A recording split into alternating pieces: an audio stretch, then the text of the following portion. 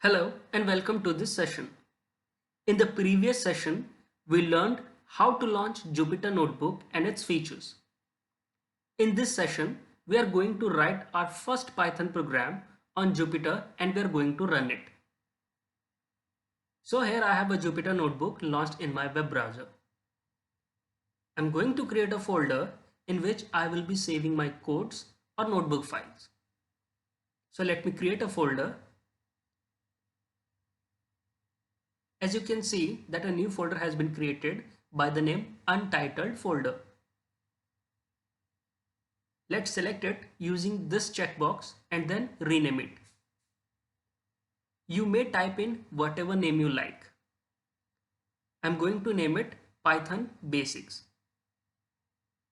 As you can see that the folder has been renamed. Let's open it by clicking it. As you can see, this folder is currently empty. We are going to create a new Python notebook in this folder. Just go to New and select Python 3 under the section of Notebook.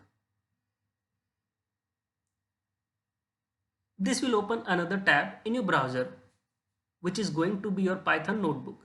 As you can see, the file is currently untitled. I'm going to rename it.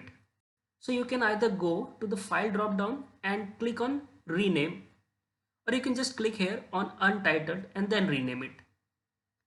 I'm going to rename this file as hello_python. Now the file has been successfully renamed.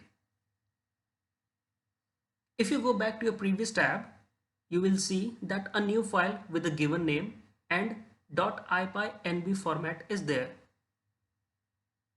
Okay, so let's go back to our hello_python notebook. This box or tab which you see here is the space in which we can write our code headings, etc. depending on the type selected. The type of this cell can be changed from this drop down menu. Typically used types are markdown and code. Let us first see what a markdown cell is. Suppose I want to give a heading to my code. I can do it by inserting hash in my markdown cell. So let's insert the heading as first Python program. We will first type a hash followed by a space and then our heading. Remember, inserting the space is very important. Now we can run this by clicking on this run symbol. Okay, we are done with the heading. Let's insert a code cell. You can insert a new cell by clicking on this plus symbol here, or you can use the keyboard shortcut Escape+B which insert a cell below. You can refer to the keyboard shortcuts from the help drop down menu. Keyboard shortcuts will be very handy in the future.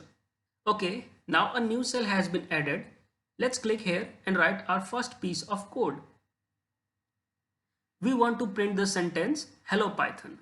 So we will write print, then open the brackets or parenthesis and open the quotation, and we will write our desired sentence between these quotes. Now we can run this code by clicking on this run symbol. So as you can see, Python has printed the sentence as we required. Let's add a comment to our code so that if needed we can later understand what our code does. These comments are very important when you write lengthy and complex code. In case you forgot what the code was about, you can always refer the added comments. They are also very helpful if you are giving your code to someone else. The other person may refer your comments to understand your code.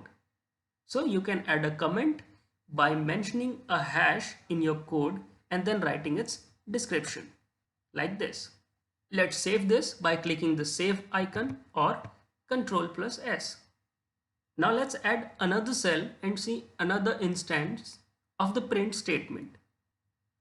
This time we are going to assign a value to a variable and then print it. So let's create a variable with the name var and assign it value 5. You may choose the variable name as you wish. Let's write our print statement and run it.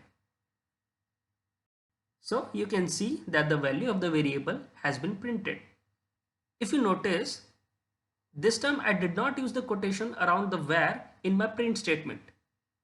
Why so? If we put quotation in our print statement, the mentioned text will be printed as it is. Let's see with help of an example. This time I'm going to put quotation around where in my print statement and then run it. So you will notice that the expression where is printed as it is. This is called printing a string. So now I hope that you have understood the difference between the uses of both. So let me add the comments to my code and then save it. As I already told you, code commenting is a very good practice for any programmer and you should make it a habit. So that's all for this session. See you in the next one. Thank you.